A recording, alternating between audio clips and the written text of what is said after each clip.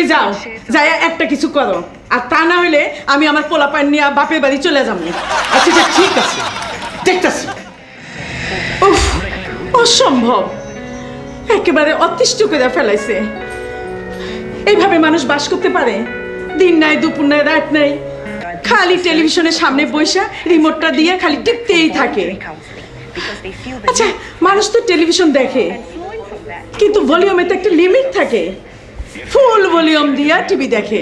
আচ্ছা, তুমি কি এটার কিছু করতে পারো না? কি করি কও? সম্পর্কে বড় ভাই মুরব্বী।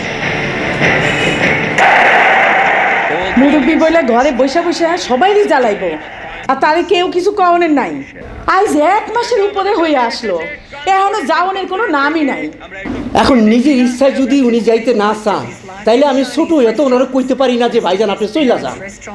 তাছাড়া বাড়িতে গেলে ওনারা আমাকে লইগা যা করে, এখন একটা চক্ষু লজ্জাও তো আছে। আচ্ছা বেশ, থাকতেছে থাকুক, একটু মাইন্ডসের মতো করে তো থাকবো। 3 বেলা অক্তে অক্তে খাইতেছে, আর খাইয়া সোফার উপরে শুইয়া নাক ডেকে ঘুমাইতেছে। পোলাপাইনগুলা ড্রয়িং রুমে বসা একটু লেখাপড়াও করতে পারে না, তার উপর একটু পরপর সিগারেট, কার্পেটটা জায়গায় জায়গায় পোড়াইয়া ফেলছে।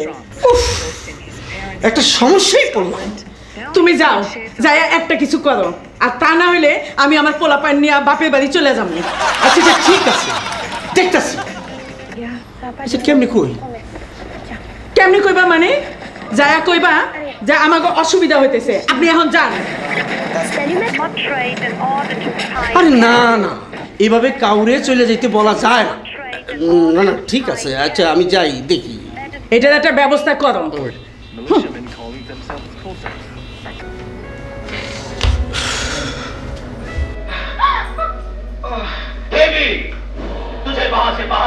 আসসালামু আলাইকুম ভাইজান। ওয়ালাইকুম সালাম। কিডা? ও ফডি, বসো ভাই, বসো। আসো কেমন?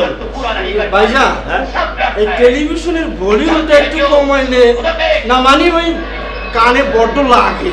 ও তাই তাই না? দাও ভাইটি, আমরা হইলাম গিয়ে গাঁও গ্রামের মানুষ, খোলা আসমানের নিচে থাকি, শব্দ কম হলি কানে আবার কম শোনে।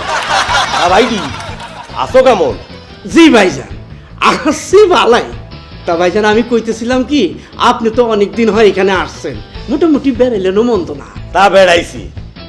আচ্ছা ভাইটি, অনেকদিন হলো আইছি না?